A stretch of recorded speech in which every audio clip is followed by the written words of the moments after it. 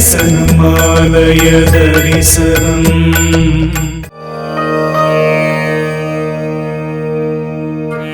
அருள்மிகு பிடாரி ஸ்ரீ இளங்காளியம்மன் திருக்கோயில், சைதாப்பேட்டை.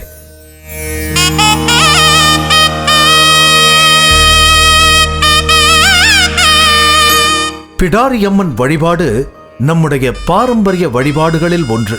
பெரும்பாலும் எல்லை தெய்வமாக இருந்து வரும் பிடாரியம்மன் துடியான ஒரு தெய்வம்.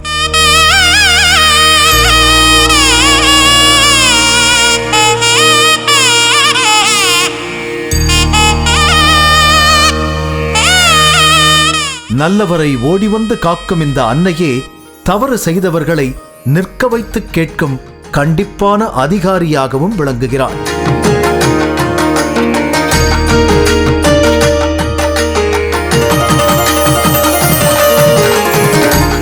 திக்கற்றவர்களுக்கு இழைக்கப்படும் அநீதிகளுக்கு இந்த பிடாரி இளங்காளியே காவல் நிலையமாகவும் நீதிமன்றமாகவும் இருக்கிறார்.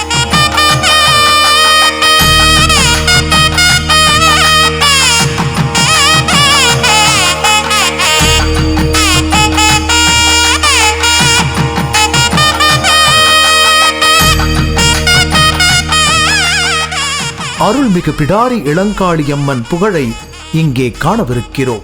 பிடாரி என்றால் திமிர் பிடித்தவள், ஆணவம் கொண்டவள், யாருக்கும் அடங்காதவள் என்ற பொருளைக் கொண்டு அடங்கா பிடாரி என்று பாமர மக்களின் வழக்கத்தில் சொல்லப்படும் வார்த்தைகளைக் கொண்டு இந்த அம்மனை சிலர் நினைக்கலாம்.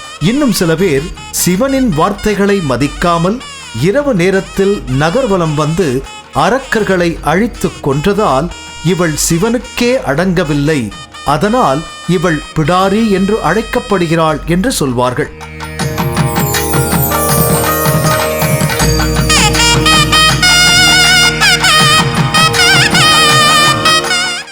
ஆனால் இவள் ஒரு கிராம தெய்வதை, காளி பிடாரி என்று அழைக்கப்படுகிறாள்.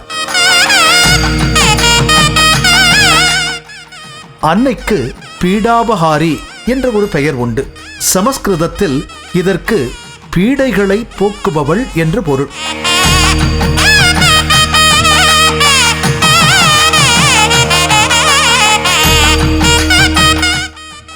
பீட அபஹாரி என்றால் பீடைகளை பறித்துக் கொண்டு நன்மைகளை அருளுபவள் என்று பொருள்.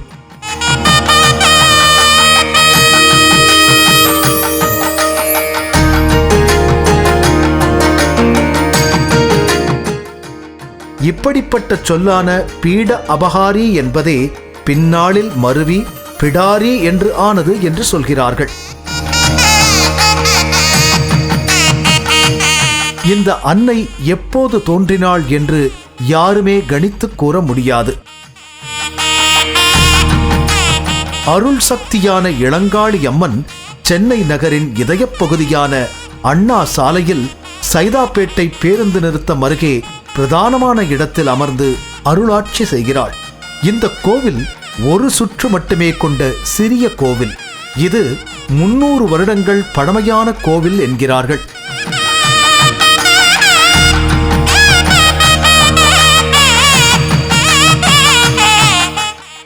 நுழைவு வாயிலின் முகப்பில் ஸ்ரீ பிடாரி அம்மன் காலை மடித்துக் கொண்டு வலது காலை தொங்கவிட்டுக் கொண்டு இருக்கும் உருவ சிலை அமைந்திருக்கிறது.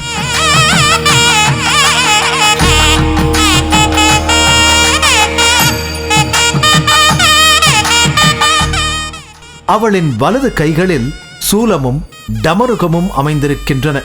இடது கைகளில் பாசமும் குங்கும கிண்ணமும் கொண்டிருக்கிறாள்.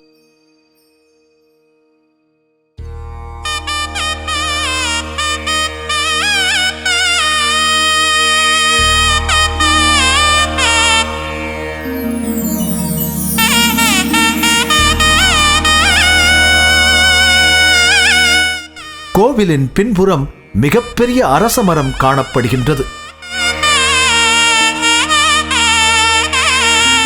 2 தென்னை மரங்களுக்கு இடையில் சிறிய கோபுரம் தென்படுகிறது.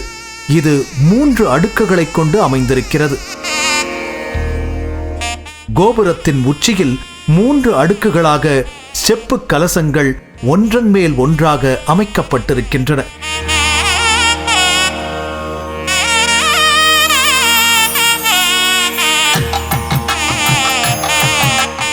கோவிலின் மேற்கூரையில் அம்மனின் உருவ பொம்மைகள், விநாயகர், மயிலுடன் கூடிய முருகன் என பல வண்ணங்களில் பொருத்தப்பட்டு மிக அழகுற காட்சியளிக்கிறது.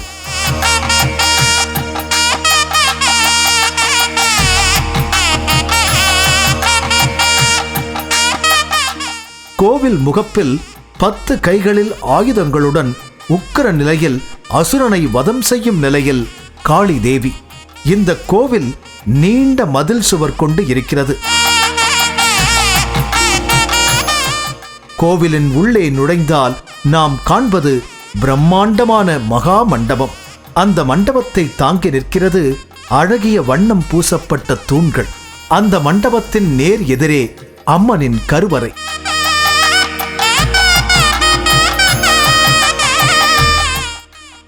அதன் மேல் விதானத்தில் 2 சிங்கங்கள் அமைந்திருக்க நடுவில் அன்னை பிடாரி ஸ்ரீ இளங்காளி அம்மனின் உருவம்.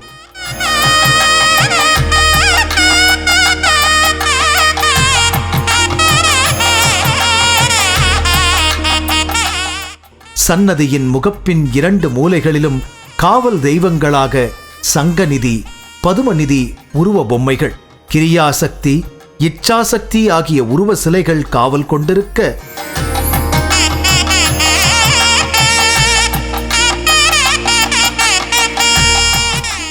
அம்மனின் கருவறையை காண்கிறோம். இங்கு அம்மன் வடக்கு நோக்கி கோவில் கொண்டிருக்கிறாள். கருவறையின் உள்ளே மிகப்பெரிய காண்டாமணி தொங்குகிறது. கருவறை முழுவதும் செப்பு தகடுகளால் வேயப்பட்டு இருக்கிறது. ஆங்காங்கே மகாலட்சுமி, சரஸ்வதி, சங்கநிதி, பதுமநிதி என்று இன்னும் பல சிற்பங்களை காண்கிறோம். கருவறையில் அம்மனை தரிசிக்க இருக்கிறோம்.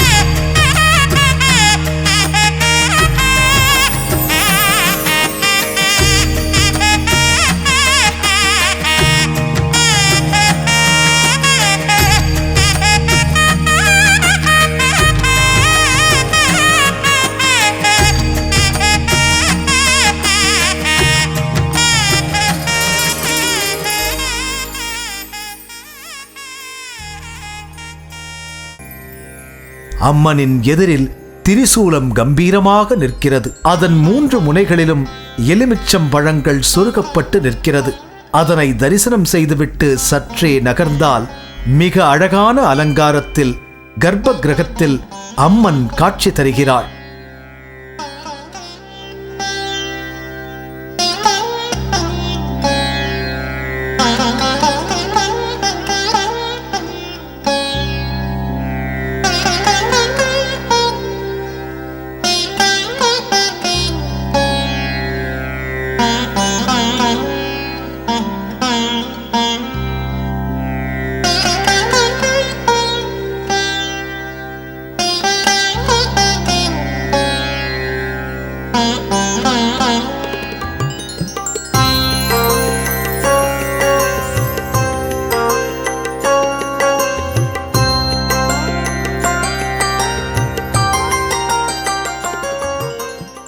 அலங்காரமாக இடது கன்னத்தில் திருஷ்டி போட்டு அவளின் வலது கைகளில் சூலமும் டமருகமும் அமைந்திருக்கின்றன. இடது கைகளில் பாசமும் குங்கும கிண்ணமும் கொண்டிருக்கிறாள். இன்னொரு உற்சவ விக்கிரகம் சற்றே உக்ர நிலையில் தீ ஜுவாலையுடன் அமைந்திருக்கின்றது.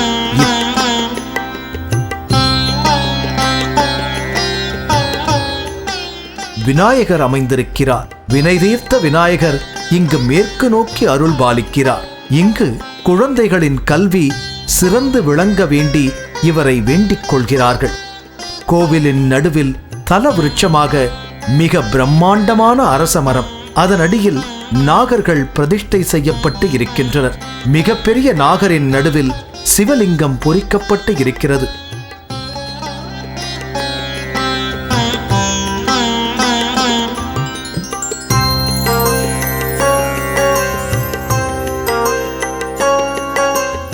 அரச மரத்தின் அடியில் பஞ்சமுக விநாயகர் சிலை அமைக்கப்பட்டு உள்ளது.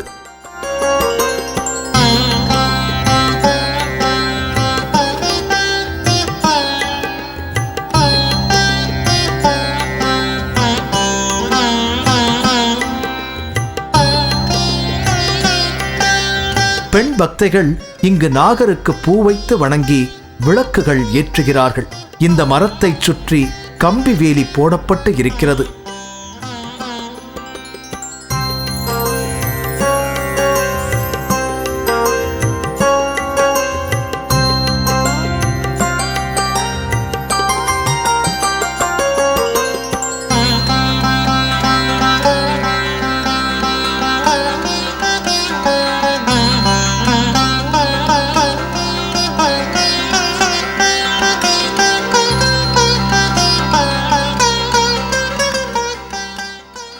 பரிவார தேவதைகளாக சரஸ்வதி, லட்சுமி, துர்க்கை காணப்படுகிறார்கள்.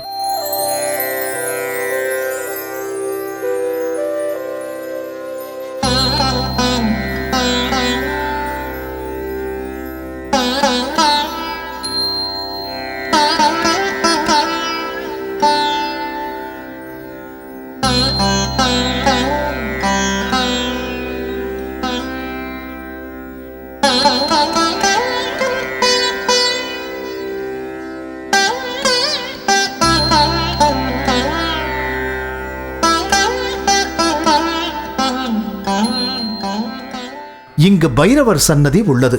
அஷ்டமி நாளில் அவருக்கு சிறப்பு அபிஷேகம், அலங்காரம் செய்யப்படுகிறது. ஆஞ்சநேயர் தனி சன்னதியில் குடிகொண்டிருக்கிறார். அவருக்கும் சிறப்பு அபிஷேகம், அலங்காரம் செய்யப்படுகிறது.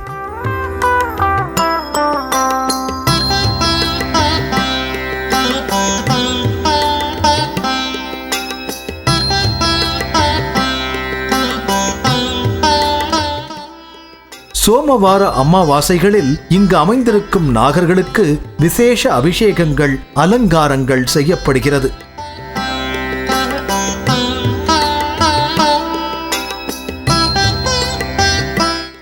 பக்தர்கள், குறிப்பாக பெண் பக்தைகள் பால் ஊற்றி வழிபடுகிறார்கள்.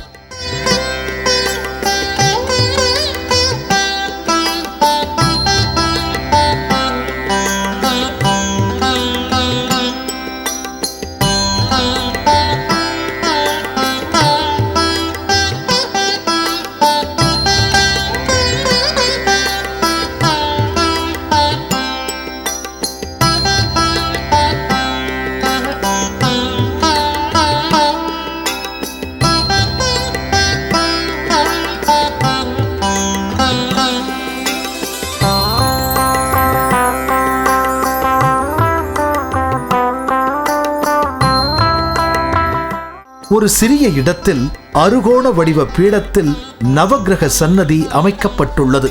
துர்காதேவியின் சன்னதியின் கதவில் பூட்டுகள் அதிகம் காணப்படுகிறது.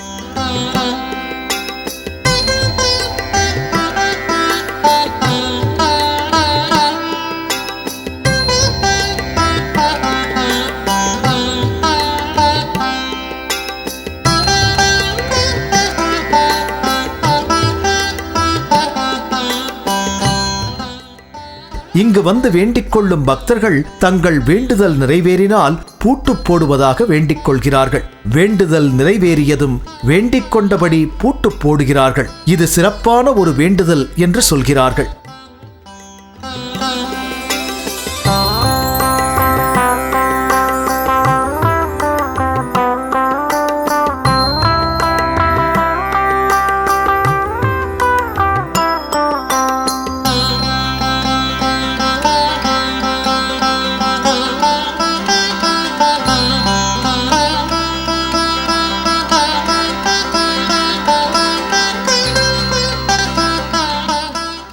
அமாவாசை, பௌர்ணமி, வெள்ளிக்கிழமைகளில் இங்கு அன்னதானம் வழங்கப்படுகிறது. அன்னை இங்கு அன்னபூரணியின் அம்சமாக போற்றப்படுகிறாள். பாலபிஷேகம், நெய் தீபம் ஏற்றுதல், வளையல் காணிக்கை, தொட்டில் கட்டுதல், பொங்கல் வைத்தல் என பலவித வேண்டுதல்களை ஏற்றுக்கொண்டு ஆசி வழங்குகிறாள் இளங்காளி அம்மன். புன்முறுவல் தவழும் அன்பு முகமும் சகல வேண்டுதல்களையும் நிறைவேற்றும் அருள் விழியுமாக அன்னை பிடாரி இளங்காளி அம்மன் அமர்ந்த கோலத்தில் கர்ப்ப கிரகத்தில் ஆட்சி செய்து வருகிறாள். குங்குமக் கிண்ணமும் சூலமும் பாசமும் உடுக்கையும் ஏந்தியவாறு அன்னை தரிசனம் தருகிறாள். இவளை வணங்க எல்லா தீமைகளும் நீங்கி வேண்டுதல்கள் நிறைவேறுகின்றன என்பது பக்தர்களின் நம்பிக்கை.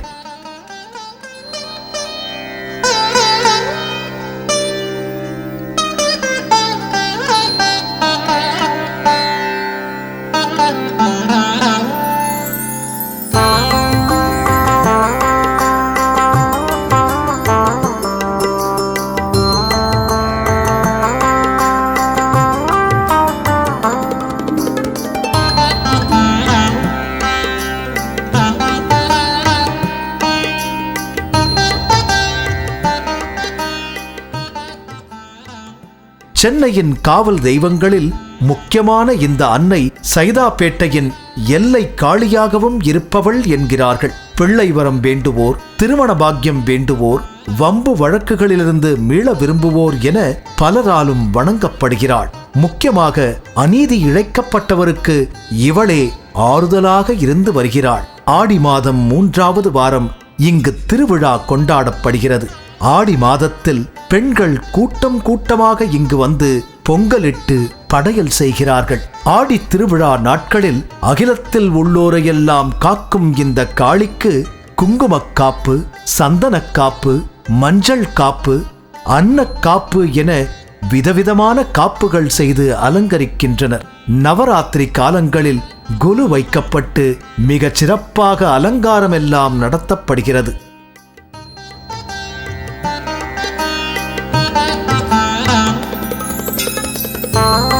முருகருக்கு கிருத்திகை நாட்களில் அபிஷேகம், விசேஷ அலங்காரங்கள் நடைபெறுகிறது.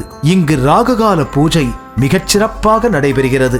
திருமணத்தடை, புத்திரபாக்கியம் வேண்டுவோர் இங்கு வந்து ராகுகால பூஜையில் கலந்து கொண்டால் நன்மை நடக்கிறது என்ற நம்பிக்கை உள்ளது. நோய் கண்டவர்களுக்கு முடி கயிறு போடுவார்கள். சிறப்புகள் பலவற்றை பெற்ற அருள்மிகு ஸ்ரீ பிடாரி இளங்காளி அம்மன் ஏழை எளிய மக்கள் தொடங்கி ஆட்சியாளர்கள் வரை பலருக்கும் ஆறுதல் அளிக்கிறாள். பிடாரி ஸ்ரீ இளங்காளி அம்மனை பணிவோம், அவள் அருளை பெறுவோம்.